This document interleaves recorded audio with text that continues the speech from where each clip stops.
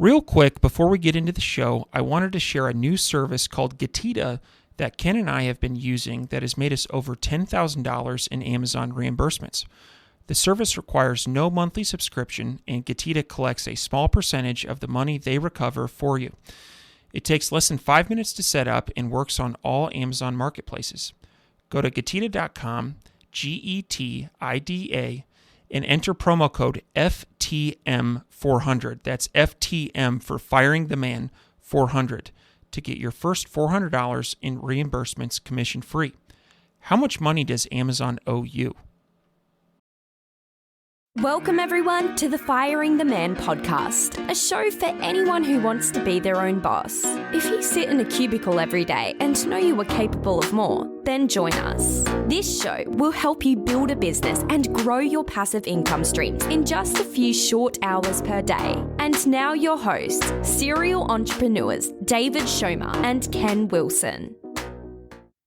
Welcome, everyone, to the Firing the Man podcast. On today's episode, we have the pleasure of speaking with Neil Twa. For over 17 years, Neil has been constructing businesses both online and offline after departing his senior IBM role. Since 2012, he's launched 5 personal brands, generated tens of millions in revenue as 8-figure sellers, and has assisted in the growth of 1,000+ other businesses through consulting, coaching, and mentoring alongside his partner Reed and their Voltage team. We're really excited to get into the podcast today. Welcome to the show, Neil. Hey, great to have you. It's good to be here with a bunch of other bros from Mo because I don't ever get to, have that kind of time. So it's exciting to be around you guys. I appreciate you inviting me in. Absolutely. So to get things started, can you share with us a little bit about your background and your path to founding the Voltage team? Well, first up, on the noises you hear, either with kids or chickens, those are all legit. That's not phones or noises going off. I'm trying to shut it off, but the chickens don't stop. We live on 50 acres in the country. I have 4 daughters, and we have kids and Kubotas and tractors and everything out here to play around with, and they just do what they want to do. But that's been a journey to get to this point. It didn't start there. I was a Cul-de-Sac kid and grew up in a concrete jungle. But I did it in the hills of Oregon, the mountains of Oregon, actually. And as I grew up there and fell in love with that place, I've always loved getting in the mountains and being outdoor, and was one badge off the Eagle Scout. I kind of had developed a very deep fear of deep water, and I just couldn't overcome that last badge to become an Eagle Scout, which sucks because I was so, it is okay. Long story short, grew into the business through just fun and time, playing Doom with machines where we would go to my friend's dad's government office where they actually had a network, and then we would dip switch our way so we could play a Doom LAN party. And got really hooked on that crap back in the day. You remember Doom, right? Like, I'm gonna age myself. I need like the Wayback Machine on my shirt here.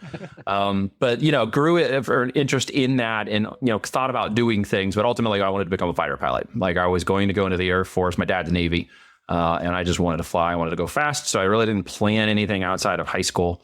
I was just gonna go straight in. So when I went in to apply in my senior year, because that's the path I was headed on the way out, they literally took a couple looks at me, gave me the evaluation test, and said, nope, you can't fit in the fighter pilot cockpit. This isn't going to be for you.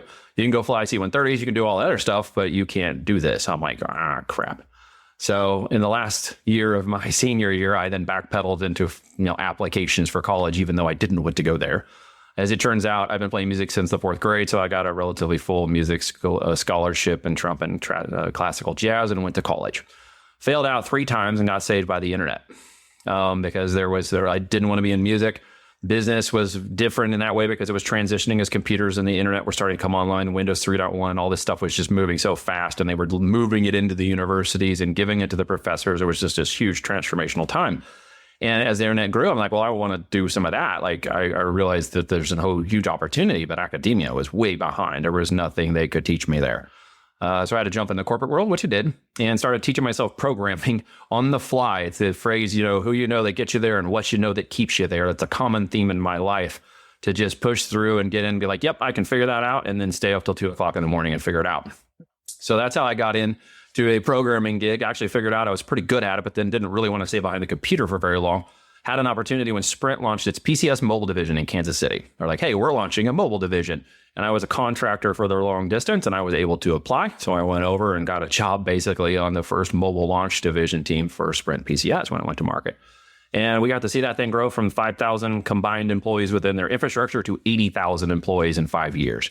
So in the mobile growth system, watching that inside, it was super hyper growth. We used to joke that there was somewhere in that enterprise we could pull a plug in the wall and the whole thing would shut down. It was just duct tape, baling wire, and throwing money and people and phones into just every crook and hole they could do. So we got organized, and troubles with business and opportunities came up as IBM came in to help fix some of those hyper growth problems. Got to be really good friends with the IBM team. Again, who that gets you in, what that keeps you there. So as I made friends with those people, they said, hey, by the way, we've been with you for a year. You're doing really well. You've led this team. You're first knowledge management implementation in enterprise ever. You should come to IBM and do that for us. And they flew me out in 15 minutes to Armonk and gave me a job. And so I was in IBM.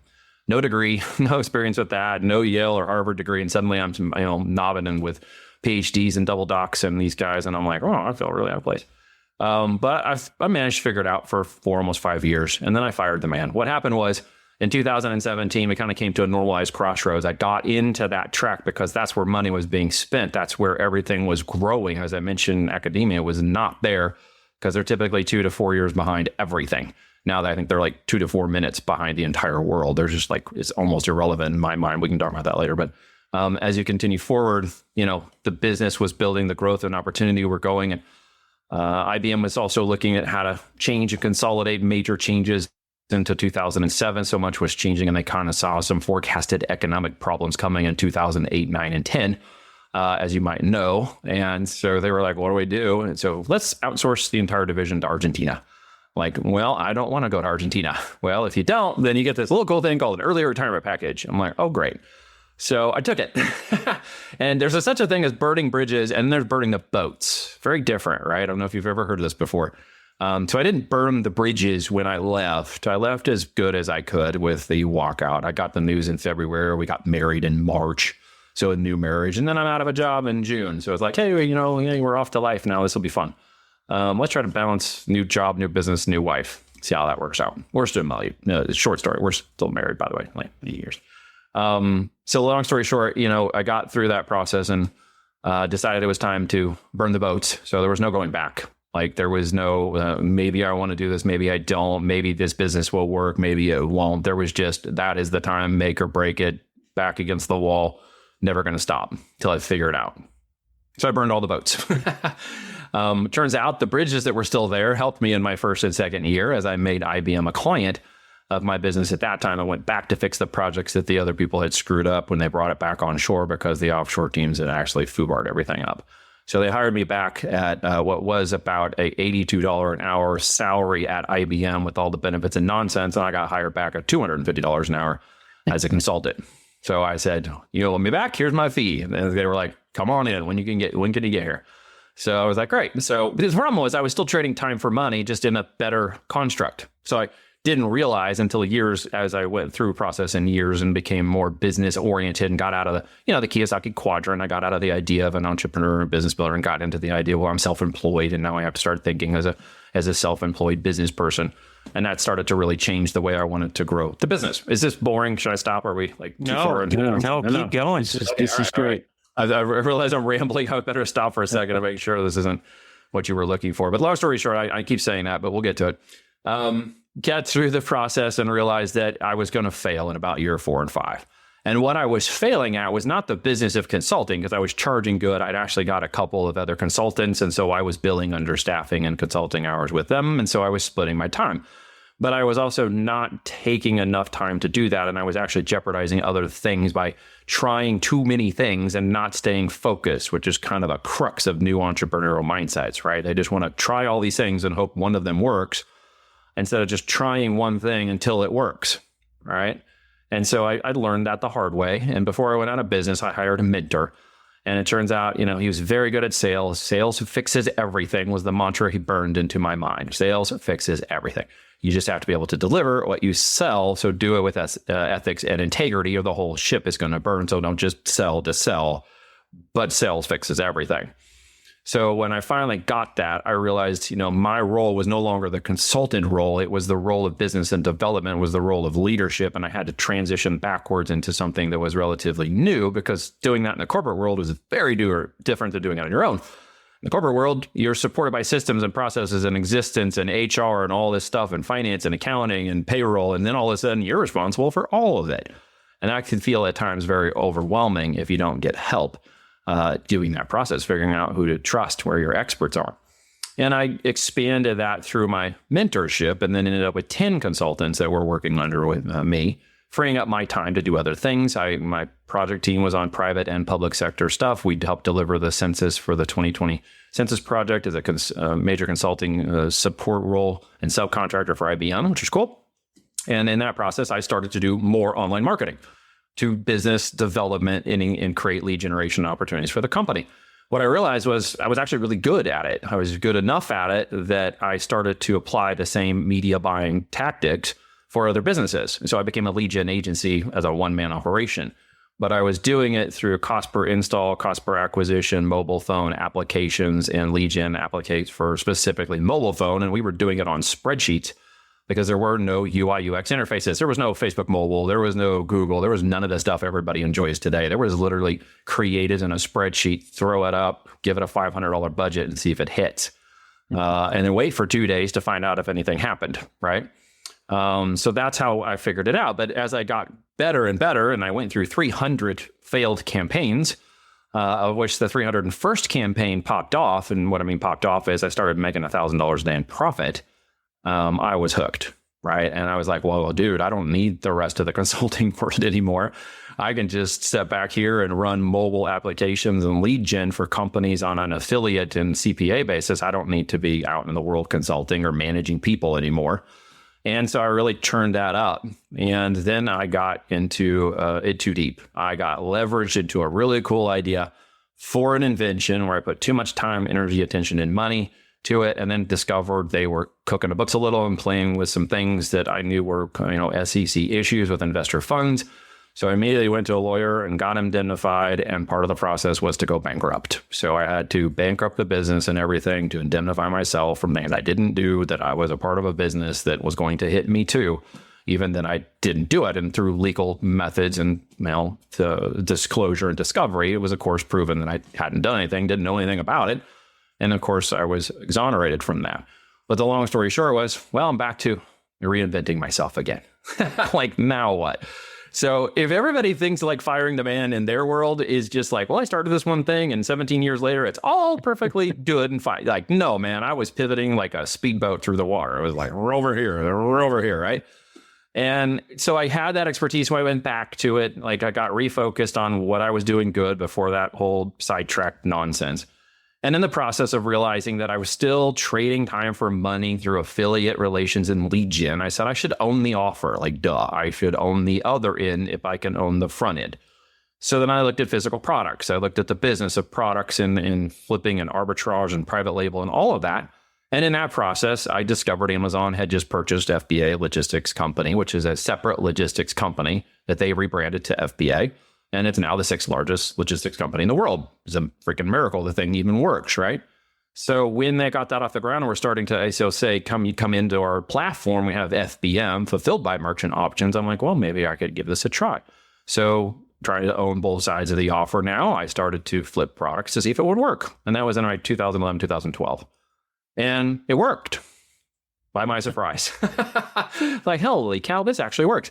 So what I was doing at that point was just scraping and arbitraging different product types that I found on the internet that were on other e-commerce sites and going to Amazon and saying, well, was the price, lower or different? And then I would just order it from their site or find a coupon to order 100 units or 1,000 units or 1,000 units or whatever I can get, and then send it over to Amazon and ship it to FBM. And it actually worked. And it worked a couple of times so well that I got contacted by the company departments of the main marketing, one VP of this marketing company, like, stop ordering our stuff off our website, dude. I was like, give me a wholesale deal. And they wouldn't do it. So I stopped selling their product. And of course, their listings went down. Long story. So I got into the private label side when I realized that this could really work. So by 2012, 13, and 14, I got heavily leveraged into the private label side, which was the right thing to do. And because of that, we hit our first 7-figure business by 2014 on Amazon. And then, it was like a dime bag of crack. It was like we had to have more. And so it was just like, give us more. And so we were launching products and moving private label. And comes to find out, the system, the A9 engine, the filing system, Amazon's big AI thing, was actually a component of a large language learning system, not a model yet, because that's coming soon, that we had developed part of it at IBM when I was at the Watson Lab. I was in Armonk working on the Super Cray computer machine and working with all the double docs up there, doing machine language learning, human interface and machine language learning, which we were doing to predictively determine the calls and why somebody would even call. We had a 40% accuracy rate, and that was 20 years ago. So when people say AI now, I'm like, you don't even know what we're talking about. Like, this AI now is nothing compared to what's coming. This is just to get you to accept what they're about to show you, because it's not even there yet, right? So it's all under the hood. And, it just was really easy for me to rank products because I understood what the engine wanted. So I may or may not have allegedly had some accounts under my control to prove this process, where I could see image, graphics, listing, copy, keyword, search terms, and everything, and how it would react to the engine, when it would react, what to expect from the engine, because we programmed these in the past. So it was lurking, learning, and adapting to certain responses, and we call it priming the engine to go through and get it to respond properly. And then it became a launch strategy that literally we could rank any product inside the system in 7 days. So we had a continual hypergrowth problem, which was when the products would launch, we need lots of capital to get these products to move to the next level, because we can easily outrank anybody. And so we went extremely fast through the business. We've generated in our businesses directly multiple 8 figures, tens of millions. Client businesses combined with ours have been well over 100 million in sales since 2012. And we're not stopping. Now we're in acquisitions. So just keep moving that forward, moved into business, have consulting and relationships with people from growth, startup to exit, and are now in acquisition mode. It's got 5 businesses on the line that we're looking to purchase now, and about 25 million in capital to deploy, and the purchasing of those businesses within Voltage. So we've moved through all the quadrants, and now I'm moving very close into the investment stage, which is going to change a lot of things in the coming years. That's awesome. That's probably the most in-depth intro that we've had. And so I really appreciate it. And I think it explains your wealth of experience. And like you mentioned, you're pivoting like a speedboat, Oh, yeah. And so it was awesome. So can you share, Neil, with the audience, you had mentioned that you went to college, but it was in and out. Can you explain to the audience or share a little bit about your insight on how you've created successful businesses without a college degree? Because there's this fallacy of thinking that, hey, I've got to, there's a certain path that everybody has to follow. So can you share your experience on how you created a successful business without any formal training or college education or college degree? So the thing I've come to learn, and thank you for that very good question. And those of you who are still listening, the thing I've come to learn is that in education, execution is the key to all education. If you're just going to sit and learn and consume, but never execute, you will never gain the knowledge necessary to do anything. Everybody wants to jump straight to the wisdom, just like the 19-year-old blue check life coaches that tell everybody what to do with their life because they're driving Lambos. But the real truth is execution begets knowledge. And I had discovered that earlier. My dad spent 30 years of the same business. He was a very good executor. He didn't even have a high school degree, but he taught us the value of integrity of work and putting in a hard effort and just continuing to persevere and try. And so just by sheer being, in his presence through my life, while he couldn't teach me about business and finances and the things of the world business, what he taught me about was hard work, effort, and tenacity and perseverance. And to not build walls of, in my mind of bricks of all the challenges that I have until I build walls and things I can't do. So he was a very good encourager with that. The other way I learned is that literally if I saw someone doing it and I saw who they were and how they were doing it, I could do it myself. I just never said I couldn't. So I would just look, gain, glean, ask questions. Sometimes I might, in small amounts, if I could, buy my way into their time or just try to, give them something in return to get information from them, not to, pick their brain, as the saying is today, pick your brain, pick your, credit card, pick your payment, is to go through and learn. So I had an uncle who was actually really good in business, as it turns out. So I kind of had my rich dad to a degree because he had come from a different mind of entrepreneurials. His family was entrepreneurial oriented. He was building boats in San Diego. He had a very different way of speaking and thinking and talking about business and the relationships. And so I heard a whole different kind of conversation from him, and it was very intriguing. So I just listened to him. I asked him questions. He gave me some of his time and imparted some knowledge and difference and expanded my thinking beyond just the idea that a W-2 or working, where my dad was in life was something that he could do. By the time I was 21, I was making as much as my 57-year-old father. So when I saw that possibilities of that, it was kind of like every person I saw that was above me at a different station was something I could achieve in time, right? If I would just put in the perseverance, if I put in the tenacity, if I put the time, it didn't have to be the smartest person. I just had to be the one that executed. Okay. And that was really what it got down to. And I have no fear of failure in that execution because I failed at so many things in life. Until I die, there's not a lot of other things I can fail at. I mean, I crashed and burned a marriage from my arrogant pride. I burned a business to the ground for being an arrogant prick too, who was only focused on profit, not purpose. And I've done many other things in my past that built me to a different mindset of purpose over profit. And with that, I was willing to then help others. And by proxy, they were willing to help me. When I put myself in a position of putting out more and helping more people, I've gained so much more back. So as I refocused and reframed that, there's enough education in the world. It's the execution and implementation that is lacking. And that's really what it got down to. So not having a college degree was really not a consideration. Even though I tried to go back, I didn't mention it. I went back in the IBM days because they were going to pay for it. And I was 30 hours shy of a business management degree with a sub-focus in computer science. So I'm like, why not? And I spent the first semester arguing with the professor because I was running a project with 400 people on it and tens of millions of dollars. And he wanted me to write the textbook answers to the paper. And I said, that is not how it's working for me. So I basically lied just to get the grade. And he told me in so many words, if you don't write the paper the way I told you, I'm going to fail you. And I said, well, you can't fail me. I quit. So that's just kind of how it's been for my life. And so I never finished the degree because no longer did the mechanism of the higher education system match the experience and level of growth I was having around the people and that were around me and just gleaning that information from everybody who would give it to me. I really like that answer. And I think that's a really important thing for our listeners. You know, there's oftentimes not a major in college to go into e-commerce. There's people from all different types of backgrounds, and the emphasis on execution is huge. And I really like that perspective. So if I wanted to go be in a business marketing and development track through education right now, but the time you get into 2025, I will have out advanced you just by executing imperfectly actions of current process marketing and testing that you are going to wait to implement a year from now after you've been trained on it. And I will already have been implementing it all along through the next year. Yeah, absolutely. I think that's really good perspective. So let's turn the corner and talk a little bit about Amazon and specifically, how do you know what products to sell profitably, emphasis added, when there's over 1 billion products sold on Amazon?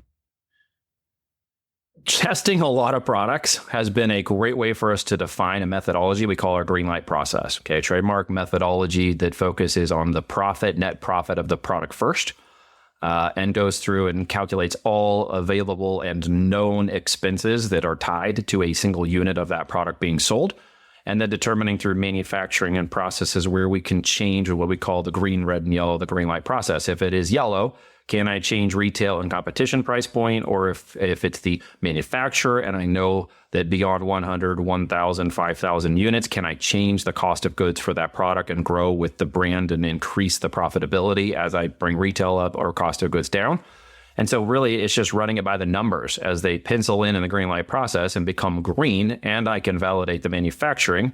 And I finally looked at competition analysis. Of course, everybody talks about saturation, but that's just a known, so we don't even care. It shouldn't be saturated in the front, but we know all products become saturated in time, but brands do not become saturated. And it's very important you understand that them products have a life cycle. They serve a purpose, okay? They're not going to run indefinitely, but brands do. That's why there's 15 coffee brands and 20 burger joints.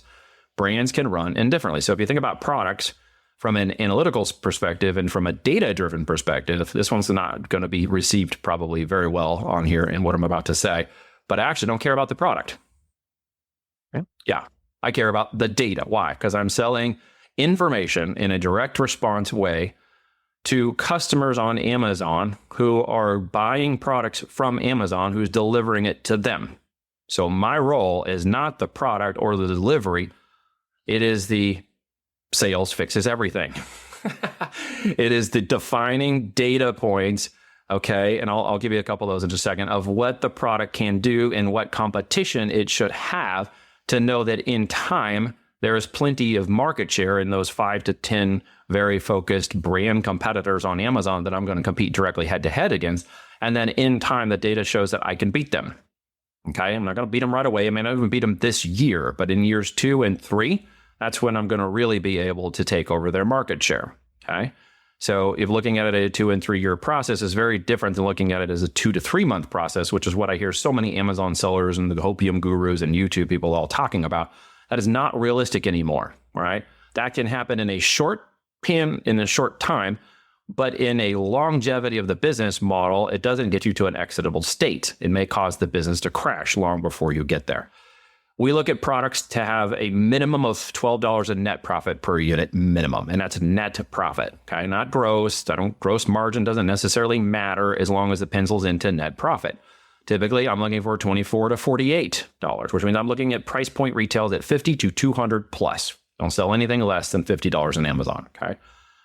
Why? I elevate brands. I get enough profit to pay ourselves, our operators, and to regrow the business from capital profits, which means we're going to deploy, for us, all capital back to the business in year 1. If you're not able or willing to do that, we're not competing at the same level, okay? So I'm going to deploy that because I'm going to acquire that market. Here's why. In my time in market, launching so many products and watching some of them rip up to 8 figures and other ones not go very far, we have learned a very simple truth. Amazon does not reward you with large market share in the first year because there's entrenched competition and historical data. Okay, looking at a 12-month year-to-date in reverse, they're going to judge your products on that behavior of yours versus the others. They're going to look at social commerce and other factors, and they're going to see where you are, and they're not going to necessarily bury you, but they're not going to let you take that market share yet. You're not proven, and you don't have their data, and you don't have their inventory levels stocked in at Amazon or AWD or anywhere else. Okay, so you're not checked in with the inventory, so they know you can't sell at the same capacity of those other sellers. Okay, so what Amazon does in the first year, basically what ends up happening is 5% of all of Amazon's revenues for products launched in 2024 is all that's going to make up. Now, what happens is the next 12 months as those products mature, and I'm making an assumption for those paying attention that you'll get positive reviews, the product is profitably moving forward, and it's worth keeping for the next 12 months. Okay, those are my assumptions. When that occurs, those products launched this year will now take up 20% of all of Amazon revenue next year. Okay, by year 3, that jumps to 40%. Okay, so when I'm looking at a product at 12, 24, and 36 months, I'm going to evaluate the first 100 units to the first 1,000 units. I'm going to look and say, can I move that 1,000 units faster, and how fast can I turn it over in the next 12 months? And that projects forward what 24 and 36 months are going to look like for that product. So if I go out and take as much market share as I can, acquire as many customers as I can, and bolster that product in my portfolio, it is going to naturally reward itself in this algorithmic engine in years 2 and 3. Does that make sense? Yeah, so I'm playing a 2 or 3 year game, which means you have to play the same game as me, or we're simply not going to compete the same way. If you have 1,000 units and I have 10,000, we're not going to compete the same, right? You can't build a 7-figure business on 1,000 units in Amazon. I don't know who's telling people that, but it seems to be a big deal to sell the $7,000 courses. So the end result is we're not competing at the same level. Those products typically will have 50 to 100,000 in BSR because we target them right into an area where we can take early market share, but know that the next competitors are going to be in the 10 to 20 and down below 10,000 in BSR. We're going to move into those positions. And by the way, it's okay to be number 2 in Amazon because you don't take all the arrows. So I don't really care about bestseller badges and this kind of nonsense. Those are all like revenue and vanity metrics of how many units you move every day. What I care is how many are moving profitably. And when I discover one of those products that moves forward, I'm going to go get 10 more of them. Okay. And when I have 10 more of them, I've spread out the amount of reach that the system will actually give me. I will expand the number of SKUs, which, by the way, I mentioned earlier, most sellers do not have more than 5 to 7 SKUs in the marketplace in their private label selling. They may have 15, but only 5 to 7 of them are selling.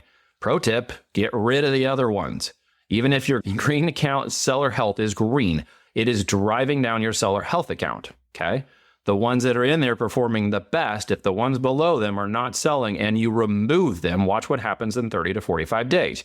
All the existing performing links and ASINs that are doing well are all going to get a boost because your entire seller health count is going to get optimized, okay? So people are dragging low-performing listings along, hoping they're going to make something really good, marrying those products instead of letting them be ditched, let them sell out and ditching them. I'm letting a lot on you guys. Sorry.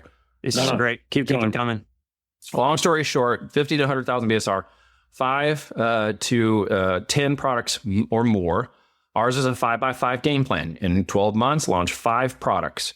Each product that goes to market, we're going to market test first. If the market test and data prove well, we'll put 1,000 units in it, still not mirroring the product.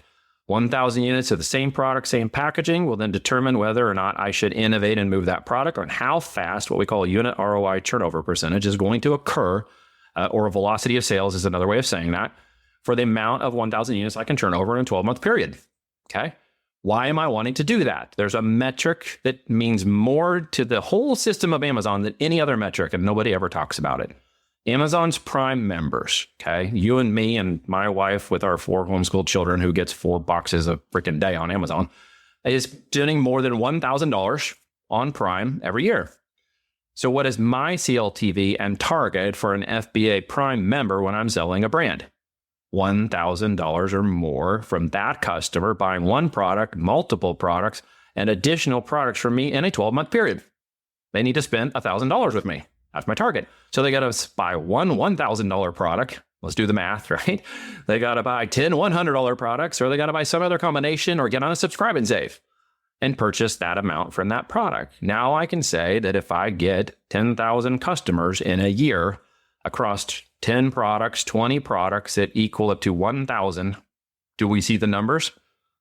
That's how it grows exponentially. Amazon loves it when you have more products selling in the marketplace. So how can you fix that if you are not there and want to grow? Put more products in the marketplace.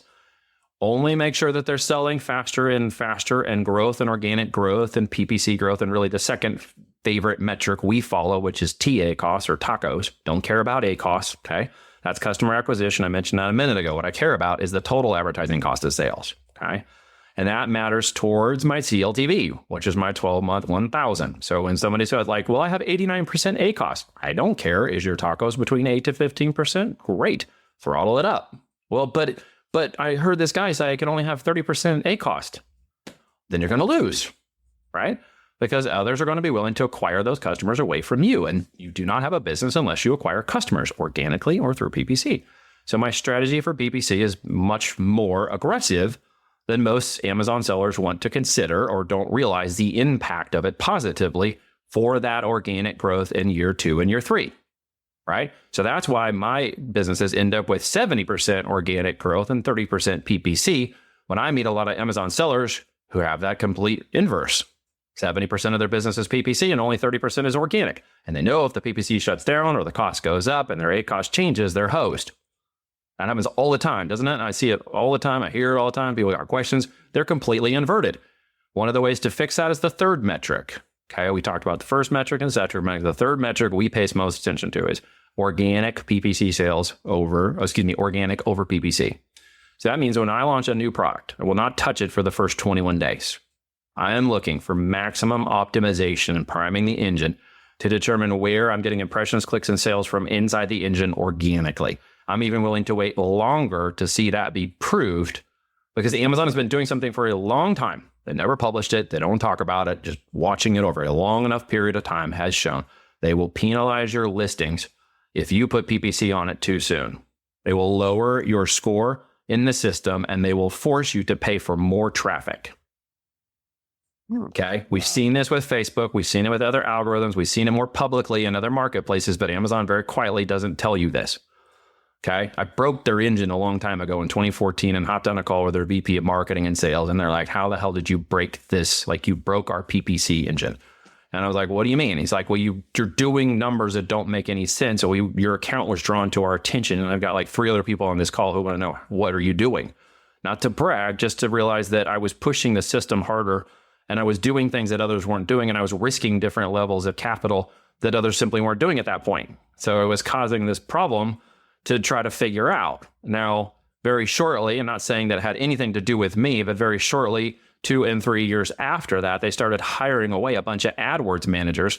And by 2017, had turned PPC on Amazon into a very similar AdWords interface of keyword bidding and systems. It wasn't like that prior to the change, right? That's what you all know now is in the system. And it's very dramatically changed in the last couple of years as well, because they're moving everything towards Cosmo, right? And that's the fourth thing to be really paying attention to. This change is going to fundamentally change the way we see the A9 engine, which will now become Cosmo, supported by Rufus, in the coming year. They already implemented it at 10% of it in February of this year. The change was dramatic. If you haven't heard or seen anything, go check out my Substack. They had a 0.7% CTR increase on 10% and drove $4.9 billion in additional revenue. It's huge. Okay. So they're already rolling it out. Yeah. So what I mean by that fourth metric is to just ensure that you are really learning and understanding how keywords are going to become irrelevant in the system. And all that old training about keywords and relevant keywords is about to die. If you don't understand anything about large language models, if you don't understand anything about AI and latent semantic searches and search relevancy and the, what I'm going to call more conscientious, so aware search engines, think Minority Report, okay? That it's tracking you across all your watching, your lessons, your learning, your online stuff, the Prime and Freebie and Twitch videos you're watching, so that if you're a pregnant lady and you're watching a, Brightzilla on Freebie, you're going to get no longer an ad for some dude, who's trying to buy a pickup. What you're going to see is the next best pregnancy products that Amazon is delivering directly to you because they know you're pregnant. So it's going to dramatically change the way people in this engine works. Follow-up question, kind of back to your PPC. Yep. So you don't monitor ACOS at all. You just push heavy. Now, PPC is all keyword based, right? And so everything is moving away from that. And so forward thinking, how is your PPC strategy going to change? So we're still adapting that because it's really early stage. And what I'm going to expect Amazon to do at some point is start changing the way the PPC engine works, right? We're going to start seeing differences in broad interest and target keywords because they're moving away from it. How exactly they're going to implement that, I don't know just yet. I would speculate, okay, in my little, crystal ball here, that they're going to move it towards display advertising. It's the same way Google has, the same way Facebook's had to pull out of targeted data. They're going to move it towards more display advertising, right? Okay. Yep, which is going to change the way you look at the metrics instead of necessarily a cost for your metric previously defined by Amazon. You're going to get to more of a wide standardization of CPMs. Right? Okay. What are my costs per CPMs, which is just CPC is just a metric they make money on. The real one you pay attention to is CPM. Okay. And I always advise, pro tip, never use bids up and down on Amazon. Okay. They only made a program change ahead of the time for Prime and nobody paid attention to it. So I'm sure they screwed people out of $1 billion in advertising who weren't paying attention. Always bid down on that right now. So I see they're going to probably change to display advertising because the analytic and large language models are so intelligent. It doesn't need you anymore to find it. So I really see them evolving into segments, kind of the way they've done with Google Ads over there. I think they're going to have to follow a bit of playbook from that. And they're going to be testing some of that out here pretty soon. I can't see how they aren't because the relevancy of Cosmos is going to change dramatically. And even PPC itself will probably change because they're going to give you a hyper-focused results. Okay, you're not going to see like 20 pages anymore. With Cosmo coming into play, you're going to see like the top 7 results that have the highest intent and click-through interest of your behavior pattern, viewership on Prime and everything targeted to these products that you're most likely to buy based on your previous history, people like you, and things you watched on television. Okay. A follow-up question on PPC. If you're not optimizing based on ACOS, and you mentioned the tacos range that you like to aim for is 8 to 15. Correct. How are you optimizing PPC to keep it in that 8 to 15? Are you using click-through rate? Are you using conversion? Like, what are you using? So we're using conversion, right? Click-through rate is extremely important. Higher the click-through rate is one. There's 2 problems with click-through rate that everybody kind of negates. And as a media buyer, we have to understand what these 2 things are. The one is too low a CTR should be relatively obvious, right? Too high of CTR, most people think that that's a good thing. It's actually a bad thing. It's typically where the tire kickers are if you're getting too high a CTR. So typically 0.8 to like 1.1, maybe up to 2, depending upon the demand of the product and which type of keywords. If it's a longer tail keyword or a broader keyword, is going to be kind of a sweet spot to dial that in for each of the keywords, which should back into your 18 to 15 TA cost. Which means some of those keywords might be getting 80, 70, 80, 90, 100% A cost. But as a 7-day metric window, of your total advertising cost of sales with organic, it should be between 8 to 15. So if that keyword is converting at 89%, that's what it's converting at. If you're making sales over a 7-day period, you're probably going to just leave it alone because your total A cost is doing great. Okay. If some of those keywords and stuff shoot above 200%, you might make a business decision not to do that, even if you're acquiring a customer. That would be your choice. I would say, it's up to you to determine whether that metric makes sense. So if we get it dialed into 18 or 15, we can actually go and then continue to crank up the budgets once we're there, because we're not going to change the CPC. We're only going to crank up the budgets once we get that dialed in, and basically give the algo more budget to work with within that framework, and just keep monitoring ACoS. What happens, the output, the result of your question, is we can see the total ACoS actually go below 8%, right? Because we're seeing that growth, we're seeing time in market, we're seeing more reviews coming in, we're seeing that economic engine dialing in, which is your unit session percentage. That's the other most key factor, right? If my unit session percentage for my market share should be within 3 to 4%, usually for the high end of the node in which you're competing for that 5 to 10 people, or between mid 2 to 3% if you're somewhere in middle market. And so you're going to want to see those numbers dialed in. Again, regardless of ACoS, you want to see what your tacos is doing, your TA cost, in that measurement. So that will potentially come down as organic goes up when you continue to take over the market share because you have a higher USP. But keep in mind, even if you get all those numbers right, there's one thing Amazon is not going to do. It's not going to try to force you to stock out. Why? It wants the customer to have your product. Okay, that's part of their demand. It's part of demand capture, which is the majority of what Amazon is now. So they don't want you to stock out. They want your product to be available. Even if they show it to less people, they still want it to be available because it shows more available options to their customers, which is what they want.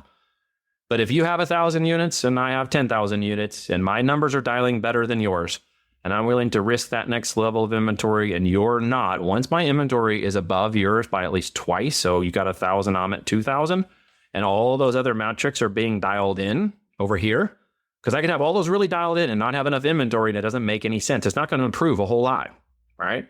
What it's going to do is cause me to stock out forcibly because I did it. The system is going to throttle you back to keep you from stocking out because it wants the demand. So if we understand that, we have to feed the beast. When we get that extra 1,000 units in and it checks in, all of a sudden, all those very positive metrics we had on the front end are now going to be expanded as more units will now be moving through demand. So that's really critical. So you can get all that stuff right here, but if you aren't willing to capitalize the inventory, you're going to lose. That means you've got to put 2,500, 5,000 units, whatever the numbers project based on the fast, turnover you're getting. Okay. Then you're going to have to inventory up or you won't overtake market share. What is your target days of inventory as you scale up? Like say for year 1, year 2, and year 3, what do you target? So in the first 90 days, I want to see the 100 unit test go. All right. I want to see it go because it's in the worst conditions possible at that point. All right. It should only improve as my data improves. So as I'm seeing it go out 30 and 60 days, if I now am projecting that inventory is going to move faster than 90 days, it's going to move within that 60 to 90 day window, I'm going to go ahead and order 1,000 units. Okay. If it's not moving fast enough in that first 90 days, I'm going to have to optimize something, whether it's a slight tweak to the title, slight tweak to the images, do some cross comparison on PickFu and this kind of thing to see if I can improve that. CTR specifically images first and title second for those that are paying attention because it's like a big F. And by the way, mobile devices made up 60% of all Prime Day sales. That's the first ever. Okay. So you've got to optimize for mobile, which means it's title and images. Those are your two major things. Okay. Beyond that, they're not really doing much except hitting the add to cart button. Okay. Very different, very fast. 60%. It's huge. It's amazing to watch, right? So once we look at that F and we go down, then I have to look at, okay, past 90 to 180 days, as that's being manufactured and coming in, of course, I'm looking through the sell-through rate of that 1,000. Can I achieve, if at all possible, that 1,000 units move to 90 days? Okay.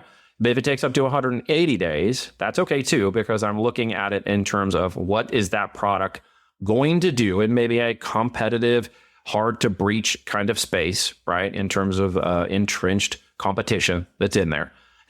And if it takes up to 180 days, but it's profitable, okay, and meeting my profitability metrics, then I'm going to feel confident getting another 1,000 or 2,500 units in to continue pushing that forward as it takes more time and market share to penetrate that. Now, other products and brands may move a lot faster than that. Of course, that's wonderful, but it's not necessarily to be expected, especially in very competitive market shares, right? Some of the most competitive ones I won't compete in are electronics, supplements, and apparel. Those are off the table, okay? There are a variety of reasons, but those are off the table. Everything else pretty much is fair game. It just means some competition and breakthrough is going to take longer, more capital, and more inventory. Some is going to go a little bit shorter. So I try to balance those, 90 and 180 days. But I'm also going to be launching multiple variations and 100-unit tests of those additional products to find out which ones kind of rise to the cream of the crop, if you will, rises to the top. And I want to see which ones are going to get 1,000 units faster. That'll turning over inventory quicker, but they're all going to have that same minimum product requirement of profitability. It's just which one hits the velocity of sales faster. Very nice. Very nice. I'll tell you what, Neil, I think that we could stay on here for another couple hours and talk nitty gritty Amazon. I'm loving this. I'm loving this conversation. I know. But this has been an outstanding episode. As we wrap things up, there are 4 questions that we ask every guest on our podcast. We call it the fire round. Are you ready? I'm ready. Absolutely. Yes, no, yes. All right. What is your favorite book? First favorite book is Good to Great by Jim Collins. Great case study of what to go from good to great. Don't be Walgreens because they're going to go bankrupt. And they were one of the case studies in that book. All right. Yep. Second one. What are your hobbies? So I love to garden, love taking care of my property. Got 50 acres out here, playing on the Kubota, shooting my rifle, just keeping busy with my kids, walking with my wife every evening. Those are some of my hobbies. Tinkering with my tractors and equipment out here. Those are some of my hobbies. Very cool. What is one thing that you do not miss about working for the man? One thing that I do not miss about one thing? Oh, dang.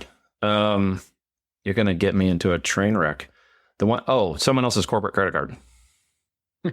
Okay. Fair enough. All right. Last one. What do you think sets apart successful e-commerce entrepreneurs from those who give up, fail, or never get started? So in simple terms, it's those that are willing to kind of follow this, that literally your opportunity begins at the end of your excuses. Everybody has trouble. People think they need to be resourceful. Mark Cuban said, if you don't have the resources, be resourceful. So really what it gets down to is tenacity, perseverance, and grit. And it's usually a mindset challenge. It's not a technology. It's not even a product challenge. It's not a process challenge. It is usually always in the mindset of the person, which is why I profile people under a DISC profile. And I'm looking for an ISC profile, just so we're clear.